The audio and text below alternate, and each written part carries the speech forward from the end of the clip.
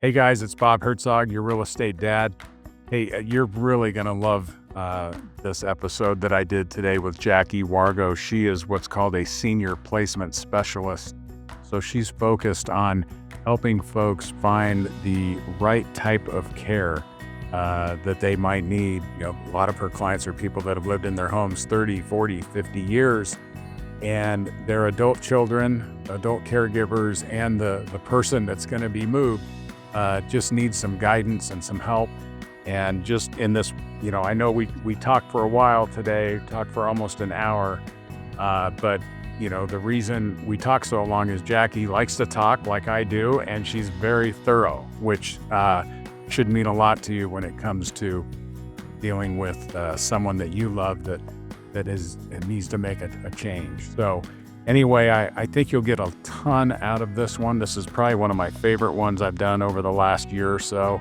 So I hope you enjoyed as much as I enjoyed spending time with her. So as always, you know where to reach me if you need me. Enjoy this, and we'll talk soon.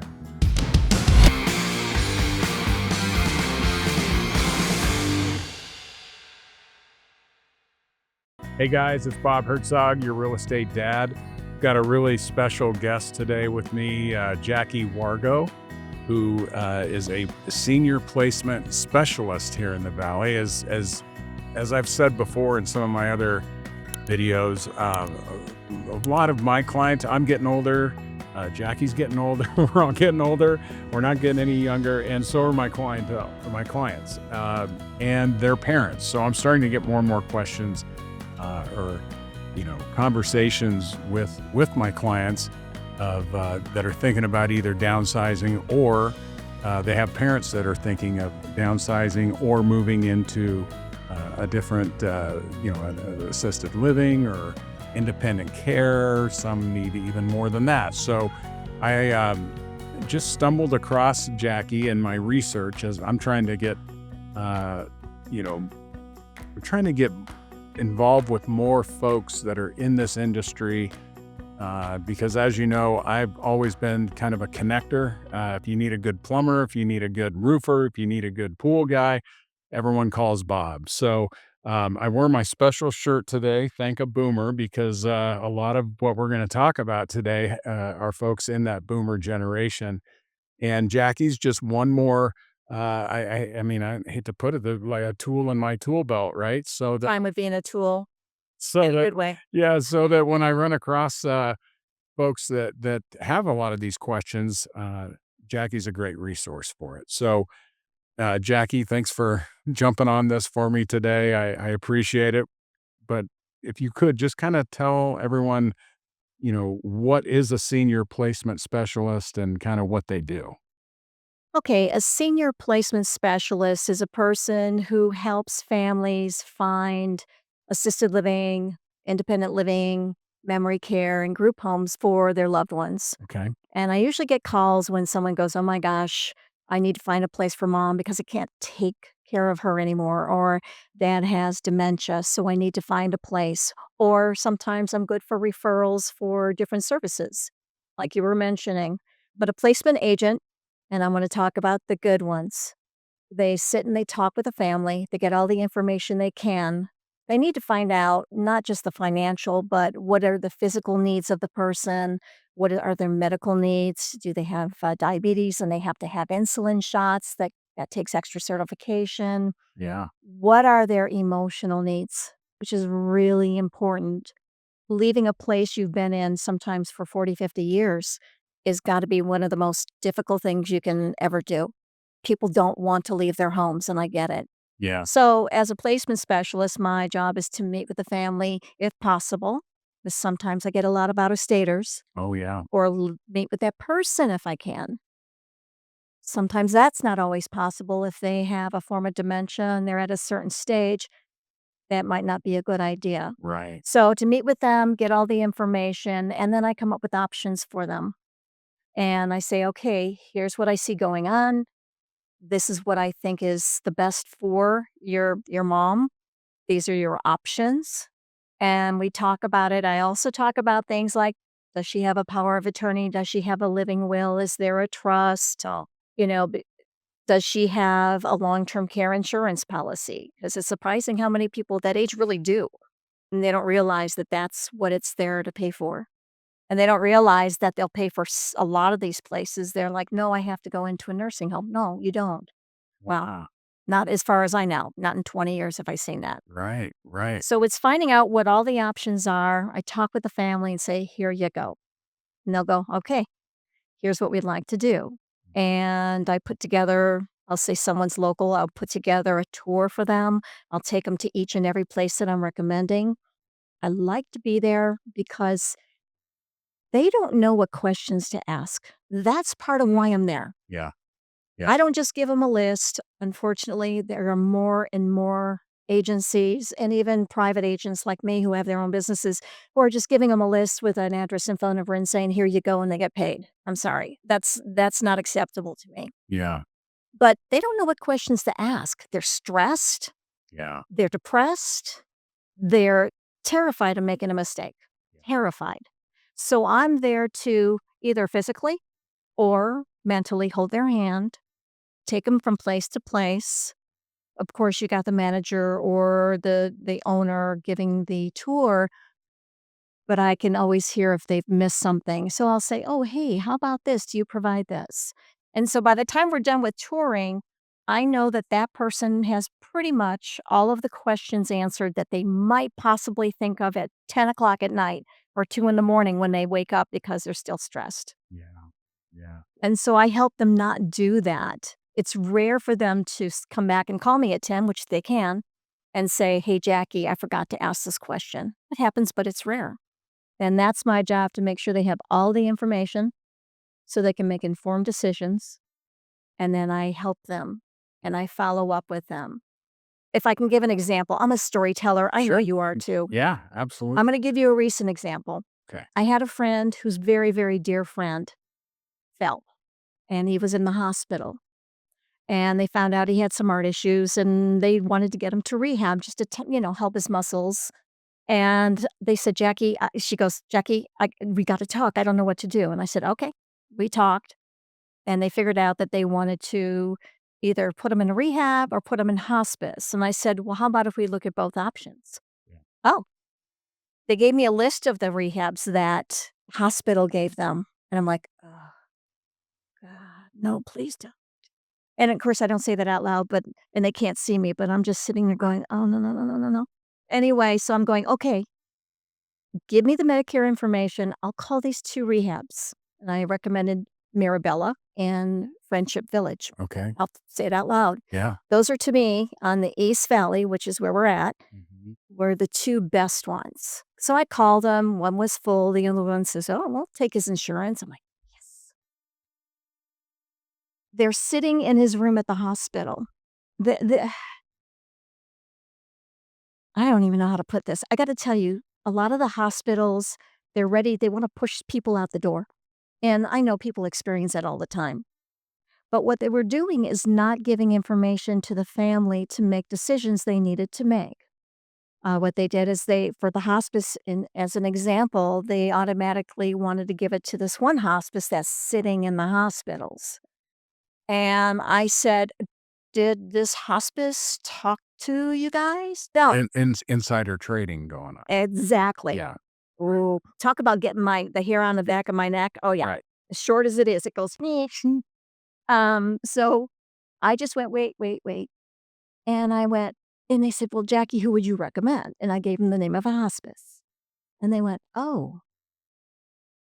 At that point, the case manager comes in and they don't know. She doesn't know I'm on speakerphone. I'm like, "You on speakerphone? Do I have permission to listen into this?" "Oh, yeah." Yeah. "Do I have permission to speak up if I feel the need?" "Oh, yeah." So I listened, and the case manager came in, and she goes, "Okay, which rehab do you wanna go to?" And they said this one. And then they said, "But we wanna be assessed for hospice too." She goes, "Oh, I already took care of that." And they went, "You didn't ask us." Hmm. And it's a Medicare law. So when they said, "And we'd like this hospice," which wasn't the one that they have an agreement with. That hospice, which I already got an okay for, they were sitting down in the entry. They were waiting, and the case manager had a fit. I'm not kidding. She had a fit. She was kinda almost yelling at the family and the son and a friend and poor guy laying in bed, and I'm listening. I'm like, "Okay, how long?" And I just went, "Stop, stop, stop," loud. I could hear her. I could almost feel her. And I went, "Excuse me. Here's who I am. I'm Jackie with Call Jackie." I said, "I want a referral for this hospice to do an assessment. I want the information sent to Friendship Village. I've already checked, and they have a room and a bed waiting for him. And at that point that we get both of those done, then they'll make a decision." I didn't see her face because I wasn't there, but I guess she was not real happy with me, and I'll never get business from that hospital anyway, so I thought, "What do I have to lose?" Yeah, right. He did go to the rehab at first, but then he ended up back in the hospital, then on hospice, the hospice I recommended, moved to a home. He was only there for a day, but for that one day he was there, he loved it. They took such great care of him. He goes, "They really love me here." Yeah. That's the difference. That's the difference. So that's some of the things I get involved in. I'm not bragging about me. I'm just saying Yeah, no. this is stuff I do differently than probably 99% of the agents out there. They'll just go, "Oh, here you go." I'm like, "No, no. Yeah. My job is to advocate for that family." Yeah. So You have a heart for these people. I I mean, uh, that's the key, and I think that's why we connected. I mean, I when I went out looking for someone, I found out about, kinda did some research on what a senior placement specialist does, and I thought it's very similar to not very, but it's somewhat similar to what a real estate agent does, right? You go and show people places for the what we call the third trimester of life. You're focused on that, and it's a one-on-one. When folks come to you, they're not dealing with a big agency, or I don't know what they would call it at this point, a placement agency or a placement service with a bunch of different people, and it's just different people showing folks homes, and this is just you dial in on this family, and you walk them through the process, which is huge. It's like how I do my business. I used to have a brokerage and had a team of agents and all that, and as I got older, I just didn't want the brain damage and wanted things to be done my way and not how everyone else wants it done, and that's great. What a cool story, that you were able to help those folks that way. How do you determine what type of senior community is best for someone, right? I mean, because there's all these different levels and different types of care, and, I'm sure most of them. Well, I know just in my research that 90% of people want to stay in the home that they've been in, and just they say, "I'm gonna die in this place," right? yeah, exactly. And that's, I think, the biggest challenge that the adult caregivers have, like, usually their adult children, is dealing with that attitude of, I'm not going into a I think people, and I'm kind of jumping off topic here, but not off topic, but going down a different rabbit hole. I've read that most folks that are at that point where they need to do something, the only thing they have stuck in their mind is the old nursing homes, Correct. right? Do meet. Almost like insane asylum type feeling. Like, do not, my mom, I just talked to her a couple weeks ago, do not ever put me in one of those places. And I try to explain to her, they're not like they used to be. It's not, just your typical nursing home. So when you go to meet with them, how do you figure out kind of what direction to nudge them? Well, that information I get that tells me well, for instance, I ask them, are you social?" Yeah. So it's not just the physical part. That's the It's thing. It's not the mentally. physical needs. It's what's going on in their mind. Yep. Yeah. I ask them, I make sure I take as much time as I want in a long time because I love listening to stories too. Right. So I ask them, I said, "Are you social? What did you do? Did you work? What did you do for work? Do you have a bunch of friends? Do you go out playing poker with the guys or do you go to play poker with the girls?" And they're like, "No, I'm kind of to myself. I don't really like to do a lot of things." Okay. Were you interested in having a roommate? Most of them say no, but I've had some of them say, "Yeah, I'd like that." Yeah. Okay. It's usually the women, never the men. Men are no. You don't get a roommate for a guy ever. And then I just sit there and go, okay. And I ask them, do you like activities? Like, do you like to go and play bingo or to go paint or whatever? If they say no, that helps me go, okay, do they want to move into an assisted living home? Or do they want to go, which they don't have the activities? I don't care who says what, they're not geared towards activities. Okay. Or do they want to go into a community? So then my next thing is okay, um, I explain what an assisted living home is. I says, "It's like living at home with mom and dad with 10 kids, you know? It's like the old, Catholic rhythm method." And they'll laugh. They're like, "Oh, I get that." And it didn't work, Yeah. and then I get them to laugh Yeah. because that helps there. And then I'll go, This is what that's like. Here's what they provide. Here's why the pros and cons." I go over the pros and cons. The cons are they don't provide transportation to doctors, other visits, and they don't have activities. Mhm.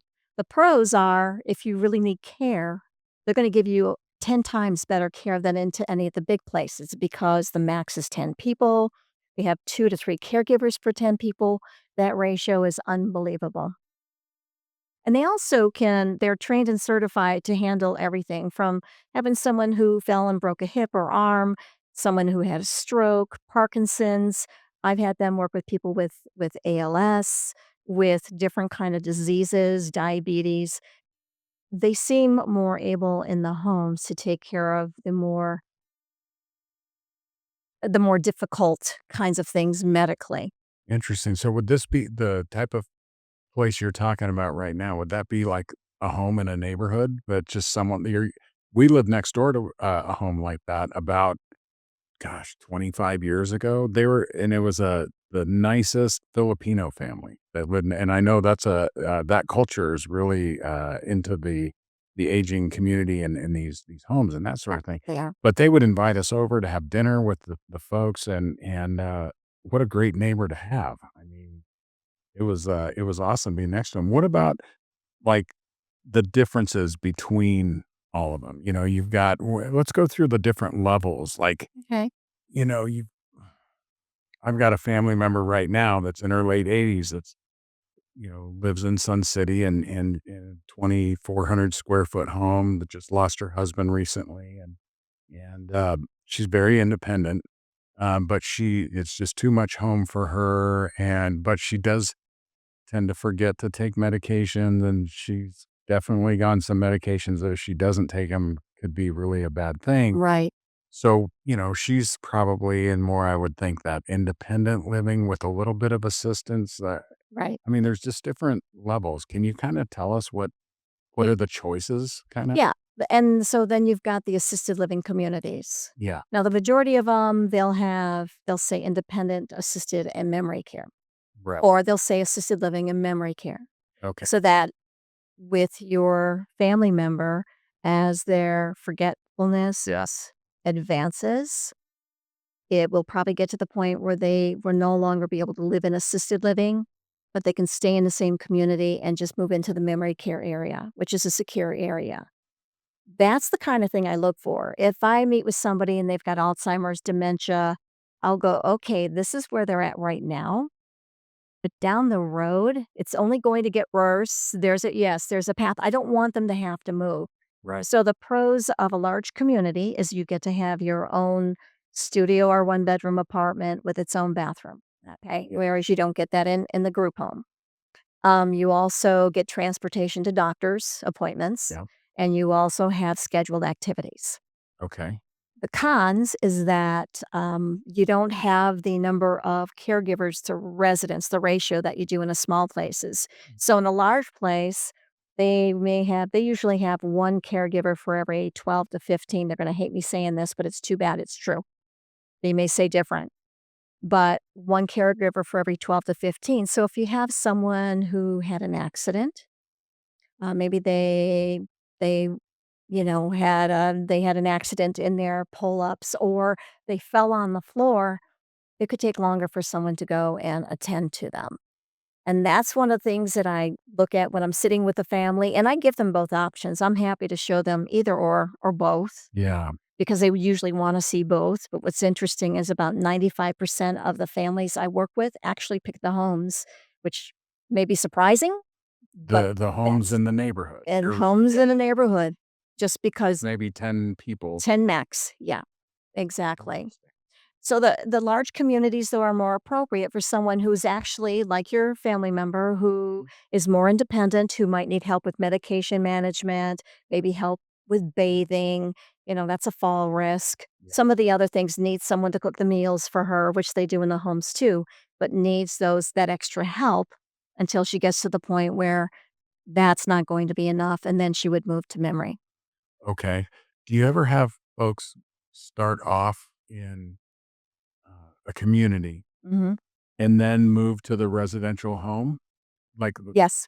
okay, yeah, like they did well for a while, but they Mhm. need a little more care. Yep. But they don't want, I don't know, maybe they just feel like that's a better move for them, right? To Correct. actually go out of the community and back into one of those residential homes that have up to 10 people. Okay. Right, and that's interesting you asked that because, yes, I have that quite often. Because unfortunately, when someone gets to the point where maybe they're wheelchair bound, they had to be hand-fed, then that's something the communities can't deal with. They don't take care of I don't know if you know what a Hoyer lift is, but if someone is heavy, they got like a sling that they can roll you into to lift you up out of bed, to change the bed, to change you, take you for bathing and stuff.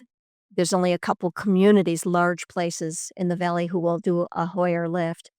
Someone who has a catheter, and sometimes and men seem to have more catheters more often than women do just because they usually have more prostate problems, Okay. okay? That's something that they won't deal with. In that case, so as that happens, rather than staying in a place where they still only have 1 caregiver for 12 to 15, they need more care than what they can provide, and then I have the family call me and say, "You know what? We talked about these other places, those home things." Yeah. I'm like, "Yeah, let's sit down and talk." Okay. So now you're back in the picture again, helping them to move to Right, the next place right. sometimes. I'd rather not do honestly, I'd rather not do that. Right. I'd rather find a place where they can stay there, Yeah. and that's why me determining what's going on with them. If they have Parkinson's, then they may have 10, 15 years before it gets to the point where they have to move someplace else. So, yes, if they want to be in the community and he likes being friendly, he's a veteran and there's a bunch of vets there, Yeah. that would be perfect for him. Right. But sometimes you just have to say, okay, we need to do this right now. We understand that we may have to move to something different down the road. Right. Right. That's just how it happens. Yeah. So, I mean, the one thing that everyone's probably wondering right now is how much does a service like yours cost? What do you bill people or charge them? People don't wanna believe free exists, but it does. My services are at no cost to families, and that's because I get a referral fee from the places people move into. Right. Much like a seller pays a commission to a real estate agent, the Correct. buyer's agent, whatever. Yeah. Correct, It's them exactly. for bringing the client. They bring in Yeah. the buyer. I have had a guy, an old geezer, I have been told I'm allowed to say that. An old geezer or 2 look at me and go, "Nothing's What's the catch? free, what's the catch?" And then I explain that it's kind of like a real estate agent, and then they Yeah. go, "Oh, okay." And that's exactly where And they start listening to you more too, because start they know it doesn't cost them. That's oh, yeah, definitely. Then their whole demeanor changes. Yeah. They're like, "Tell me more," and before they're like this, excuse me, or they're laid back like this, and then they go, "Okay, tell me more." Yeah, exactly. Now that it got cheaper, that's what happens when you get older. You start Yep. watching those pennies Oh, more. yeah. What Let's shift gears a little bit and talk about the families, okay? Because I think you said earlier that you would like to just talk to the person that's the elderly person that's getting ready to make that move, but in some cases you can't. And let's face it, the folks with just as much stress as their parents are the adult kids, the adult caregivers, and they don't even know where to start. I They mean, don't. they go online and they find like a place for mom or whatever, which is an absolute joke from what I've heard as far as, just it's a, how do you say it? Bad. No, it's like third party. in our industry, in the real estate industry, we have everyone that wants to try to do everything online and just sell leads to different people and that sort of thing. And your industry has the same thing. I know that people go in there and they like, and I won't go through a list of them, but we all know who they are, where their objective is to get you to leave their information and then sell that information to these homes, Correct. and these homes contact the people, and then the sales pitch starts. You kind of act more like an independent third party. You can take people anywhere. Okay. Much like a mortgage broker or an insurance broker that has access to several options for people rather than just their company. So these families that are online, they get desperate, I'm sure, and just say, I just need some options here. Um, how do you help them? I mean, because it's tricky. You don't want the person that's in the position right now that's getting ready to be moved or have to make a decision, but you need their help. You need the help. They need your help. How does that work? How do you I mean, are you spending 50-50 your time with each party, and are you afraid, like, you're gonna say something to one that's gonna tick off the other one and. Okay, a couple stories. Here we go again. I met with a gentleman. Well, a gentleman walked into this community, I'll say their club room, and he went to the resource person and said, "Hi, I need to talk to somebody about my wife. She's got some memory issues." And she just went, "Here's Jackie." He goes, "Okay." Or So I talked with him and we met like 2 hours later at the clubhouse and we started talking. I said, "Would you prefer that we have this discussion with your wife?" And he goes, "No, absolutely not. This would this would upset her." I'm like, "That not a problem." But I always do ask, Yeah, "Would you prefer that I talk with them right. or not?" Yep. Another example is I sat with a lady, a daughter and her mom, and her mom had dementia, but I could see it wasn't that advanced. She had confusion, and when I went in, they were sitting on the couch, and I pulled up the chair in front of the mom. And the daughter got a little upset with me. She's like, "You're talking to me." And I'm like, "No, I'm talking to your mom. You're next to her. You can hear me." Right. Right. I told her that on the side. And she went, "Oh," I said, "The last thing I'm going to do is talk about somebody instead of to them." I can't imagine how that feels. And all too often that happens. So I'm careful with that if I get to meet with them. If it's possible, I try to meet with a person who needs to move into another housing situation. It's not always possible, like with that gentleman and his wife. If it is possible, hallelujah, I love doing that. That's when I go and I sit with them and talk. And we just talk.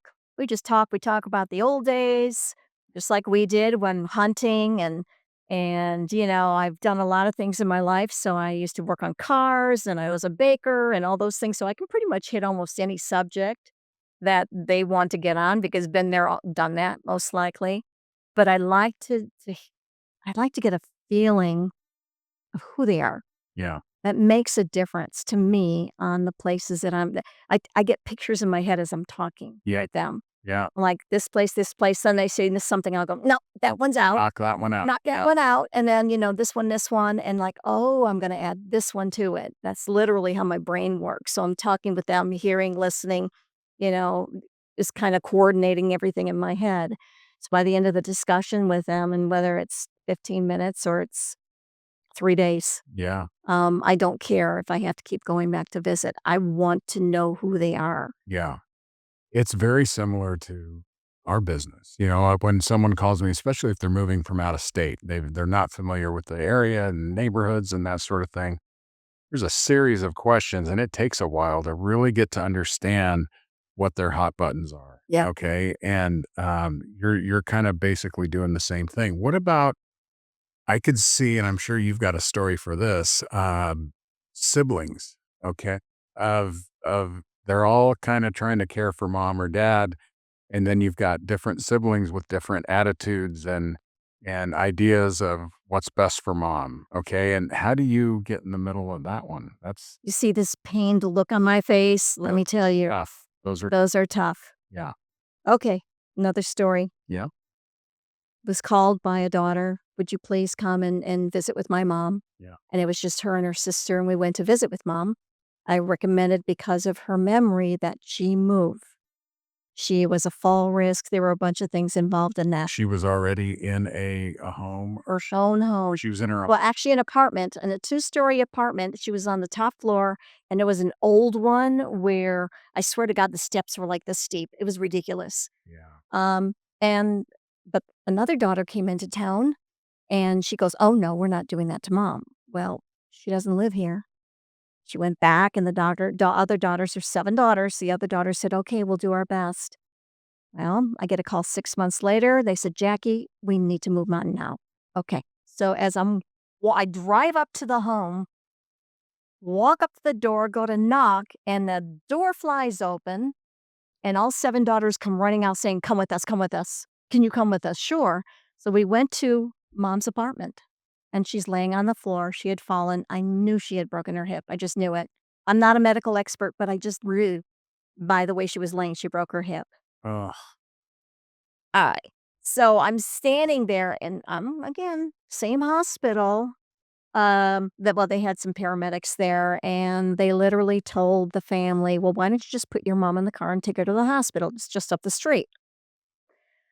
I looked at the girls and I went, "Can I speak?" And then they're like, "Yeah." And looked at the guys and I said, "You're going to put her on a gurney. You're going to put her in the ambulance and you're going to take her into the emergency room. Her hip is broken and you're going to do it now. This is bull." So I follow them to the hospital because 'cause they're like, "Please come." "Okay, no problem. I will do that." yeah. They wanted me in the well, mom wanted me in the emergency room with her, and they would only let 3 people back there, so one of the daughters had to leave, and she didn't like it. Yeah. That was the baby from Canada, Right. but mom held on to my hand, and, I can say her name was Irene. She was a beautiful redheaded Irish lady. I will never forget her. She still had her little accent. And she just held on to my hand. She goes, "Can you stay with me?" I said, "Sure." Yeah. A nurse comes and he's laying out stuff on a table. And I went, "What is that for?" And he goes, "Oh, for pain." I'm like, "Yay," because she's been laying there with nothing. And I went, "What are you giving her?" He goes, "Well, who are you?" I said, "Irene, would you tell him that I can talk for you?" "Sure, let her talk." Yeah. And so I did. And she had a red bracelet on her wrist. He didn't check. Oh boy. She is allergic to morphine, highly allergic. And that's probably what. Guess what was on that table? Yep. And he didn't say anything. I just said, "Did you check her bracelet? Because what are you giving her?" He said, "Morphine." And I was like, "Ah." So I told him he did. He gathered everything up and left, and we never saw him again. My point to this is that the daughters didn't know they could ask questions. Yeah.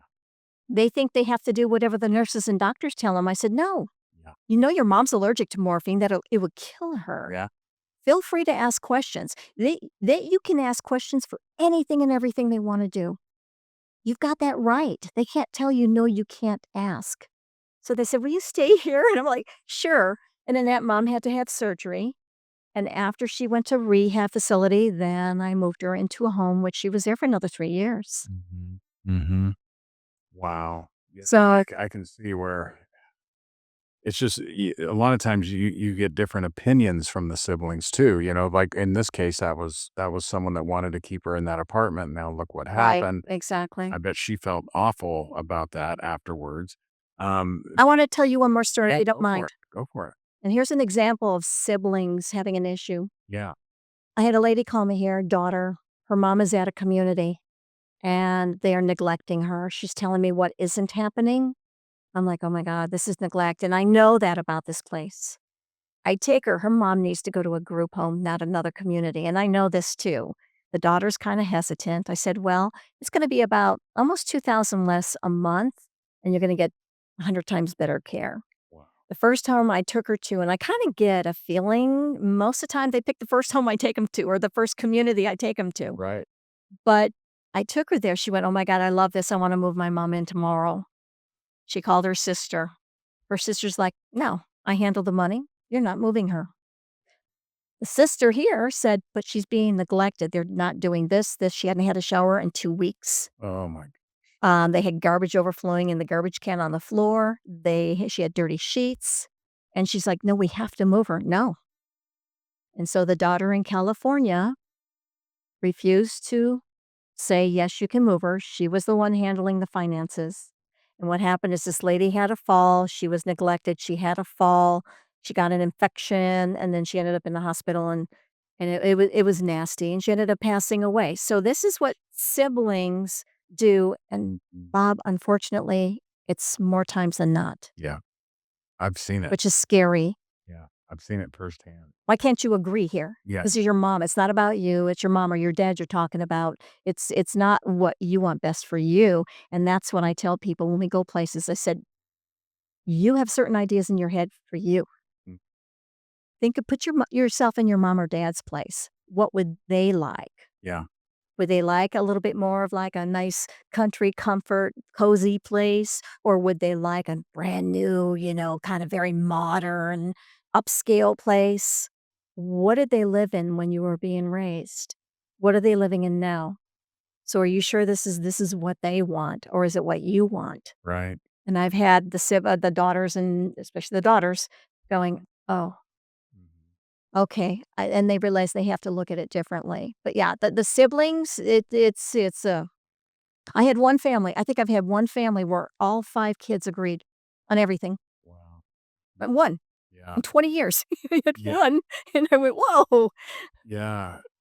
What would be the advice you'd give to siblings that are going through this right now? Would it be to kinda vote and say one person's kind of the ultimate decision maker and we don't all get a vote here necessarily? That I mean, that's a tough deal. Everyone's got their own opinion. Siblings can be so different with different objectives. Okay, some are looking at what they might get, an inheritance or whatever, keeping those funds going and that sort of thing. So, I mean, if you were a sibling and you had a couple brothers or sisters or whatever, would you just try to kind of have a meeting of the minds and say, okay, Joe is the oldest here, so he gets to marry this. What? What do I do? Okay. When it comes to that situation, which is all too often, I go, "Who's the power of attorney? Raise your hand. Yeah, Who's the power of attorney?" yeah, You have the decision making. yeah. It's totally up to you. What you do with your brothers and sisters, that's up to you. But ultimately, everyone Because that parent, when they were of sound mind, made that decision that that was what they wanted. That's who they wanted to make those decisions for them. exist So you have to honor their wishes. That exactly, and that happened with me and my family. I'm the oldest, 3 siblings.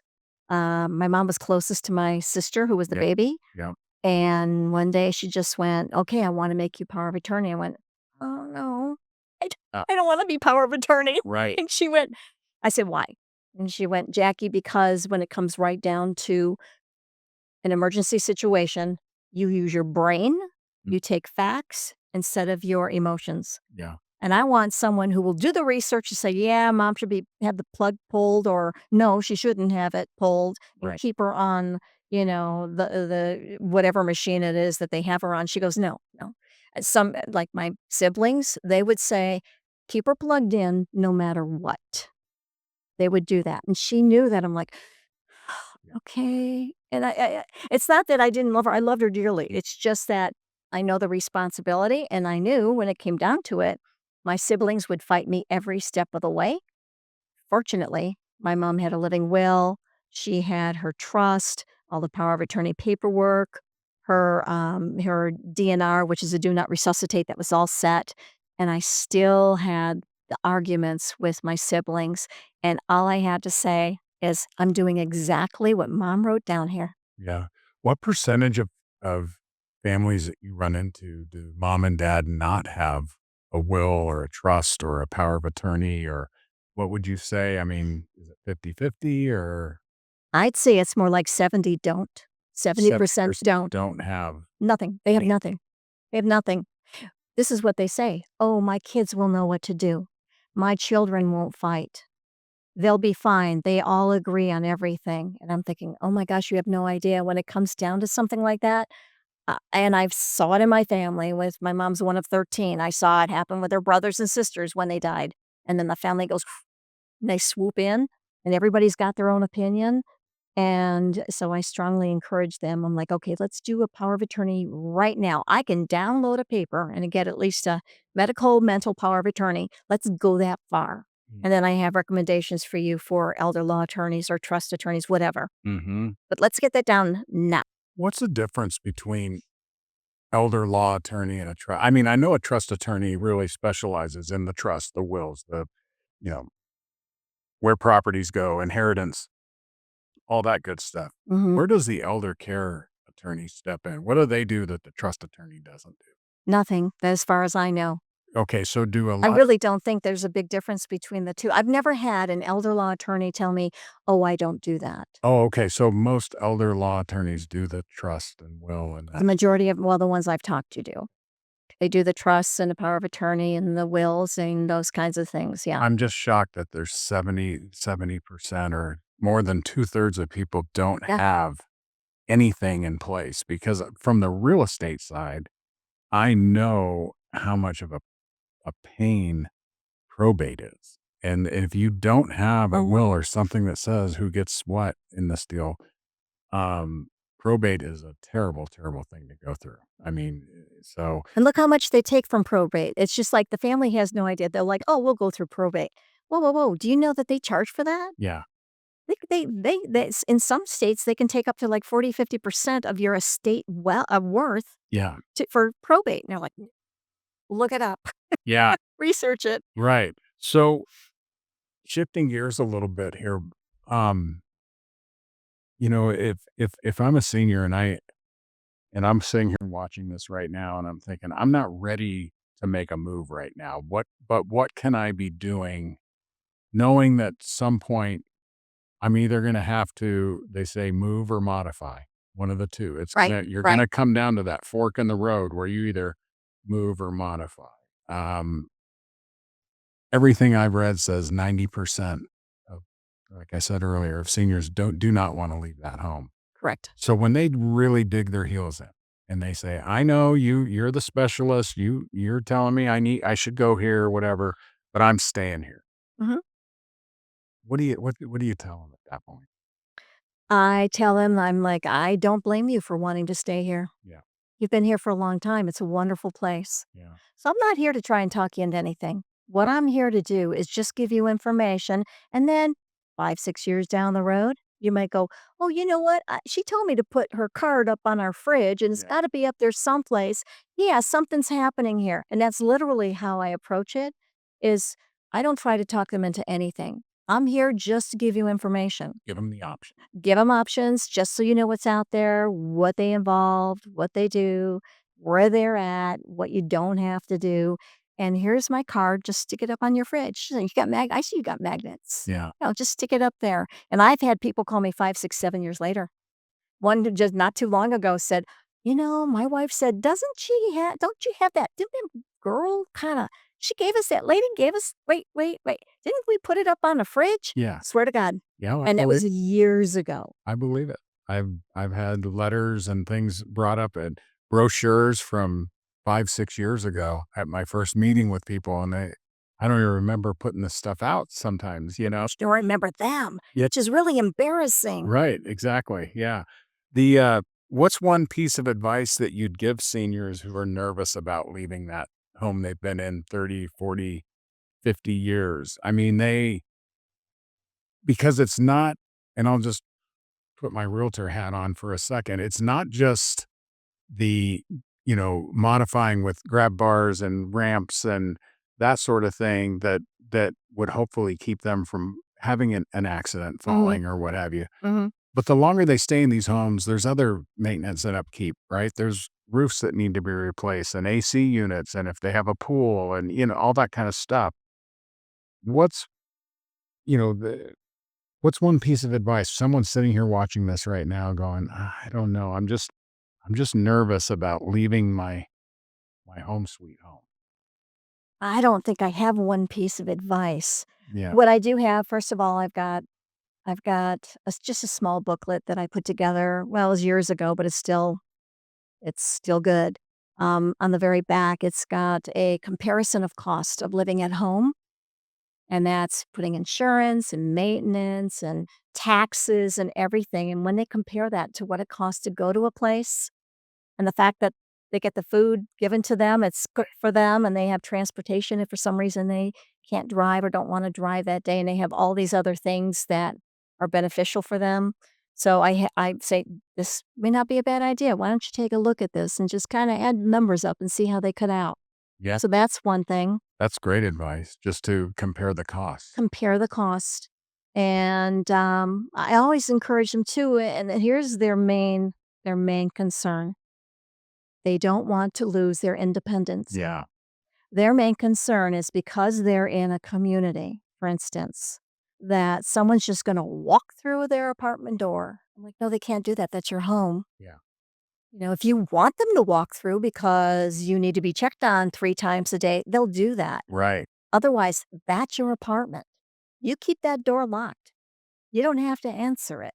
Yeah, Now, if you don't answer it for a while, then they're gonna be a bit concerned and they're gonna call you and then they may come knocking on your door. right. But it's losing their independence. Yeah, And I'm going, here's why you don't lose your independence. You can choose what you want to do. If they want you to do something, for instance, if they want you to take a medication that the doctor said take, and you don't like it because you don't like what it does and how it makes you feel when you take it, first of all, that's a conversation you need to have with the doctor. right. I said, but second, they can't force you to. So if you say no, okay, Yeah, can't do it. So it's stressing the fact that they don't lose their independence if they move. Now, if they need really a lot of care, that's a different story. Then I will sit there and go, okay. And I just had this with a guy. I said, he goes, I can live on my own. I went, when was the last time you fell? He goes, well, last week, but I'm fine. I didn't, look, no broken bones. And I went, yeah, I'm so glad. yeah. That's good. No stitches or anything. And I'm kind of looking at his head and he goes, no. And he started laughing. I said, when did you fall before that? And when did you fall before that? And I think I was told that one of the times you felt was outside and you were in your driveway laying on a very hot cement driveway and a neighbor found you because you couldn't get up. Now, you could have been probably frying eggs on you because it was so hot and he did get burned. I said, wouldn't it be nice if you had someone at least there that if you called out, they would hear you? That if you had a button that they would come and they would go, oh, okay, this person, Dan needs help. Let's go see what's going on. Yeah, Because one day you're gonna fall and not be able to get up, and I tell them horror stories. I said, I had a lady, she wouldn't move. She laid there for 3 days with a broken hip, and by that time, she had already started getting pneumonia and all these other things, and he's like, "I know. Sometimes you have to use scare tactics." I hate to say that. I shouldn't have said that out loud. Maybe I shouldn't have said that out loud. it is Okay, what it is. I'm sorry. Okay, can you edit that out? Yeah, Never mind, edit that one out. we're all about we're all no, we're Oh god, okay. If I don't wanna offend anybody, but yeah. No, you're fine. I mean, we need to be honest with these folks. So, that's it. one thing we talked about when we went to lunch the other day that I was very surprised at is when I asked you about, obviously these folks that you know that they need to make a move or whatever, and the very small percentage, even after they met with you, that actually do. Mm, There's very few cases where you get to pre-plan or plan ahead for these things, and it was a pretty high percentage of people that you get the call not, months before, they wanna make the move, but literally hours when they're coming out of, mom just had a fall. Explain for a second what a typical case how you have to react. You were talking about quickly. A lot of times you get these calls that are like, "We have 24 hours. We need to find a place." And then it's like, right. "Oh, crap," and scramble and try to find explain how that goes and how much easier it would be if people planned ahead a little bit on this thing and gave you some time to do things? Okay, I've been in the business for 20 years, and I pretty much know I know, not pretty much. I know the good from the bad here, whether it's a large place or smaller in-betweener, okay? When I get a call from a hospital, that's usually when I have to do it. They want them out that day, okay? Now, what I can do is because I know the places, I get all the information from the nursing station, I get information from the family. At that point, I don't have time to go visit that person who's laying in bed at the hospital. Yeah. But I've gotten enough information from both that I'm able to call the places and go boom, boom, boom, boom, boom. And then I'll call them up. And I have done it in as little as 45 minutes. Actually, made the phone call. I knew the perfect place for this guy. The family's sitting there. I went, let's go. And the place was 5 minutes from us. They went and saw and they went, "Oh my god, yes." Took it, and then went back to the hospital and said, "Here you go." Now, can I do that? Yes. Do I prefer to? No, I don't. And sometimes you don't get Can you're not as lucky, right? And you start calling and places are full and it's my understanding that if people get to a certain stage or whatever of injury or whatever where they're getting released from the hospital, they're not allowed to release legally, they're not allowed to release that person back to their home that they've been living in for 40 or 50 years. Can you talk about that for a second about what the rules are on that? remember this. It's called Medicare requires them to do a safe discharge. Okay. So the key word is safe or unsafe. It is unsafe for me to be at home alone. It is not safe for me to be at home alone. I have no one there to take care of me. And legally, technically, they're not allowed to just say, "Hey, you're going home," and shove them in an Uber and send them home. They can't do that because that person, if they do that, that person ends up coming back. And then if it's for, say, they had a fall and they fell at home and they're back in the hospital for a fall, the hospitals are held responsible now. Wow. That's really important. Just remember safe, unsafe. If you have no one to take care of you, if you can't take care of yourself, those are the key words. And you might want to edit that out too. Yes. No, it's great. That they don't like when I say that. They get really mad at me when I say that. Now, if someone's in a rehab facility, they have to give them 48 hours notice. It's different than a hospital. Okay. So for me, I'm like, okay, now I can go ahead and call 82 homes because all of these homes that I would use around Valley is full, and I just did that. I called 82 homes, and the 83rd home I called had availability, but I had a specific need for this lady who was 328 pounds, Oh, wow. and she needed a home, not a community. She was bedbound, and everyone's like, We can't do it. We can't do it," because you talked about Filipinos. Yeah. And in the East Valley, the majority of the people who own, like, the group homes are Filipino. Okay. The North Valley, Scottsdale, Northwest, it's mostly, like, Romanian or Oh, that area. And interesting. then directly out west, it's a combination of Okay. different Yeah. cultures. Yeah. But I literally called 82 homes, and the 83rd one finally said yes, and it's a good home. There aren't that many good homes, but that's a home was needed, not a community. The community wouldn't have taken her because she was a Hoyer lift, which I talked about earlier, and I knew they wouldn't take her. She had a catheter, they won't take that. So there are certain things, denominators there that Yeah. will automatically tell up front what I have to look at for them to go to. If I know they have to have this and this, a community is gonna say no. Their choice is a home, Yeah. and that's something that knowing what you're doing that Yeah. yeah. Yeah. Wow. That's just amazing that you go to those lengths to find the right place for them. But how much easier would it be if you had weeks or a month or two versus Jackie, we've got 48 hours. You need to find something. By planning, I would assume you really get the ideal. It allows you to find the ideal place for them versus the emergency call. It just makes it tougher. You make it happen. I get that, but your life and their life would be so much better if they kind of planned ahead. Okay, I'm gonna say this. I always find the ideal place for them. Yeah. Okay. But it would make my life easier to do that if I had some planning in advance. And less stressful for them. Less, yeah, and the family, because they're sitting there waiting, like, They're waiting by the phone for you to help. where do we have? Where do we have? Do you have a place? Do you have a place? And then the rehab's like, do you have a place? Do you have a place? Or the hospital's doing the same thing. Right. And all I can do is say, I'm working on it. They will not kick you out there. Tell them I'm working on it. So, yeah, I always of the places I looked at that I called 83 homes, because the 83rd said yes, there were easily over 500 and some homes to choose from. Wow. But my thing, since I went through this with my mom, I was the sole decision maker. I had to move my mom into assisted living because I couldn't take care of her anymore, so I know I went through the guilt thing as a daughter. I was taking care of my mom, I can't do it anymore. Oh my god, what a horrible daughter I am. I'm a Polish Catholic, I've gotta do this. Yeah. All that guilt. Right. They talk about Jewish guilt. I'm sorry, I think the Catholics are right up there too. Um, but the guilt, and then I had to do that, and it's got to be a place I would move my mom into. Yeah.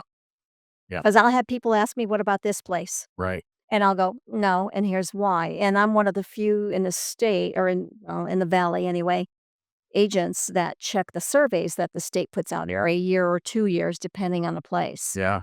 So I'll sit through and read it. I was sitting with a placement agent yesterday. We help each other. And I'm sitting there and she's like, "Well, what about show me how to do this?" And I went, "Okay." And when I was showing her, she goes, "Oh my God, that's hard." Like, yeah, it's difficult. You have to pop here, here, here, here, here to get to this. And then you have to do this. And then you have to read all this and know what's kind of, yeah, okay, that's normal to, oh my God, having opioid uh, medication mistakes is not okay. Right. And you have to know how to read those. So for every place I work with, even if I work with them last week, I check their survey again. Yep.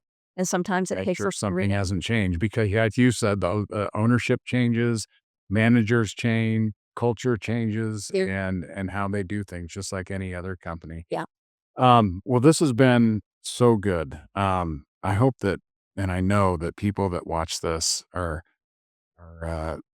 very impressed with your knowledge and your expertise and just your heart. I think that's the key. Is Yeah. when you're dealing uh, not just with aging people, but their kids, the stress and everything.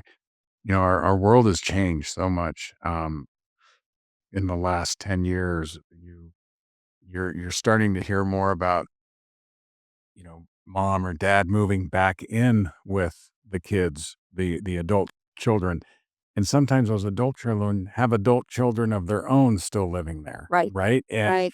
And mom and dad are both still working 40 hours a week. Now you're going to bring mom or dad back into your home and you've still got kids in high school or college or whatever. And it's a stressful time. And just to have a resource like you that they can turn to and just save them so much time and emotion and everything else. I think it's huge. So hopefully, people learn more about what you do and how you can help them. And I appreciate you Well, taking the do you mind if I kind of chime in for a second?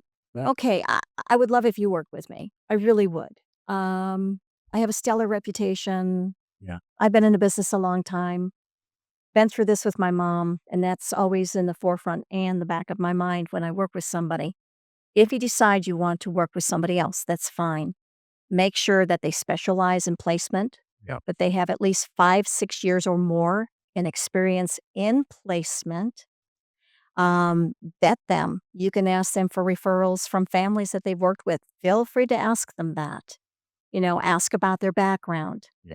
Do those things and talk with them just to see if you connect with them. That's really important is the connection because not everybody connects with everybody. I've had a few over the years where it just wasn't happening. I can't imagine that, Yeah. but it just wasn't happening. Yeah. So make sure that you talk to them, get their information. Please be careful who you work with. There are really a lot of con artists out there, a lot of unethical people out there, and I hate to see families get stuck with I that. wouldn't be afraid to ask for, past clients to speak to. Oh, So, absolutely. do you have a list of folks that you've helped that I could call and speak to on the phone? If they say, no, I really don't, that's probably a red flag right there. Oh, absolutely it is. So please do yourself that favor and, if at the minimum, and do that. Yeah. Okay, cool. Well, thank you again for taking the time. I appreciate it. Yeah, good. I'm glad you enjoy it. I learned a ton. I spent an hour and a half with you at lunch the other day and learned, and now I just learned even more. It seems like every time I'm with you, you teach me something else. So thanks again for taking. You're welcome, and thank you for having me. You bet.